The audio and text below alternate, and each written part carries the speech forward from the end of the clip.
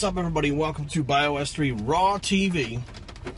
Trying to back out of the driveway again without running any kids over. You guys know the drill.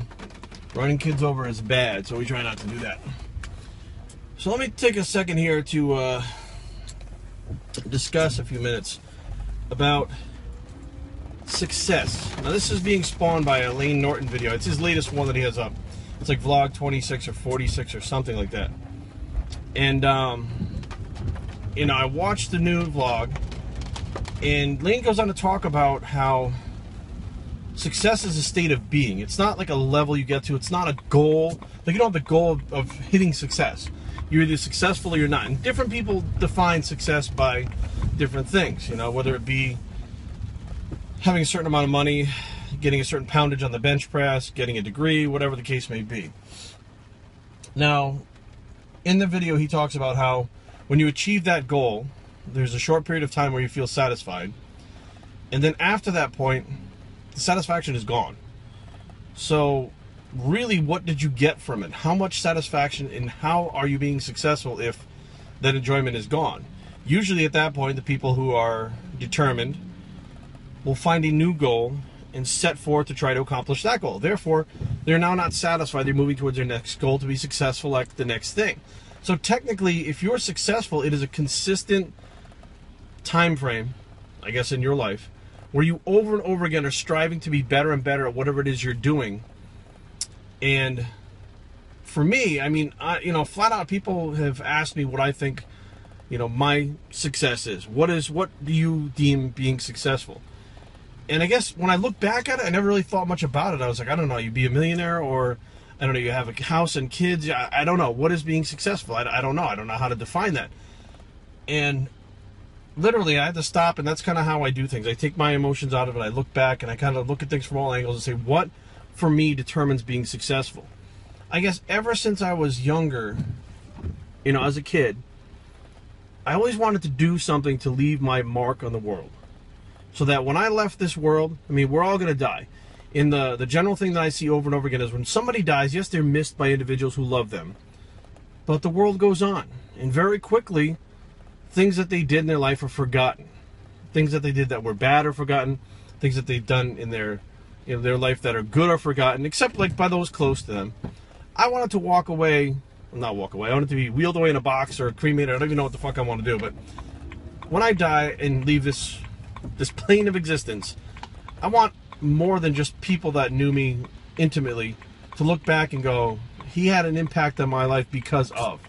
Much like Bruce Lee, and I'm not comparing myself to Bruce Lee. Bruce did a lot of things in his life that impacted a lot of people, and he wasn't trying to impact people's lives. He was trying to just put his energy, leave his mark on the world for people to do with it whatever they wanted. But he did make this huge impact over time. Of course, he never got to see it. He became more of an impact after he died. People actually took notice more. But to this day, he's iconic because of the things he did and the way he helped people without even knowing it. And it's not about money.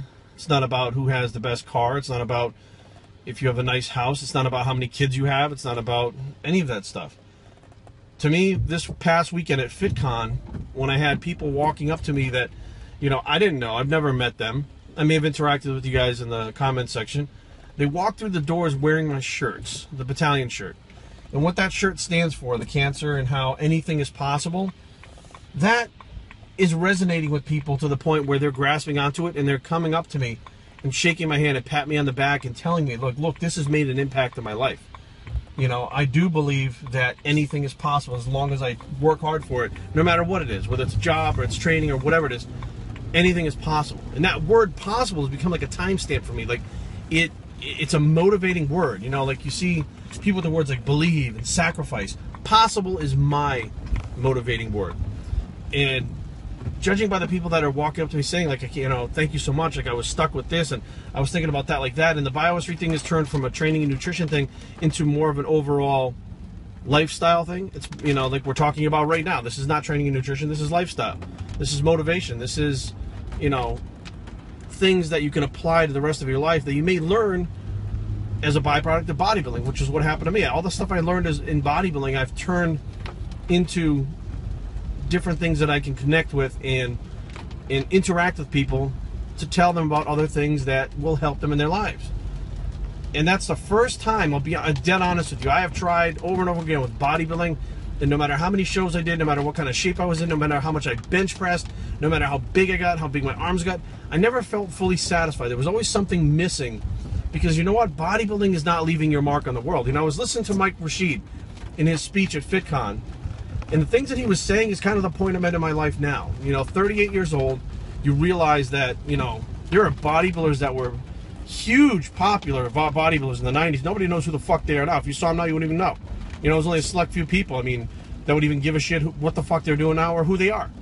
They had no impact. You know, their physiques had no impact. You know, they didn't put themselves out there. They weren't real. They wouldn't, you know, they were just about competition. And I'm listening to Mike Rashid talk about when competition is gone and you're left with, you don't have that physique anymore. You know, I don't have the physique I had 5 or 6 years ago. I don't. You know, I'm big, I'm bulky, I'm not lean. I have injuries, I can't train certain ways. I'm missing a lot of stuff that I used to do, but for the first time at FitCon, when I had multiple people walk in wearing my shirts, and even at the Olympia last year, people were wearing my battalion shirts at the Olympia. I remember seeing Jimmy, hey Jimmy, wearing my shirt at the Olympia, you know, and then the Arnold, and I'm sitting there going, this is the first time I actually feel successful, because as a byproduct of who I am and what I've done, and just being me, not a character, I'm not bullshitting, I'm not lying, as a byproduct of being me, my experiences, the things that I've done in my life, I'm able to hand them over to people and the stuff that I've learned to make them, to help them not make the same mistakes that I have, but actually enhance their life a little bit so they can get to their goals faster as a byproduct of not going down that wrong road. That was the first time I really in my whole life felt successful. And I couldn't pinpoint what it was until I saw Lane's video and I said, that's it.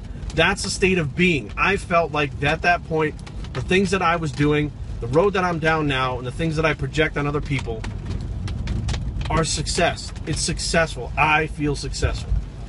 So that's just a little insight as to what's been going on with me lately. It's a little deep, I know. Some people will be like, Jerry, sometimes you're fucking shallow as fuck, sometimes you're weird, but sometimes you're deep.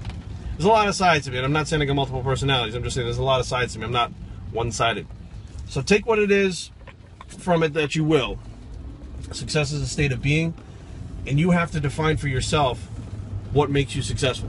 Bios3training@gmail.com. Leave comments down below, but don't fight! Especially while I'm driving. I don't want to crash your car. www.bios3training.com is the blog, and where it's a successful bicep, and we're out.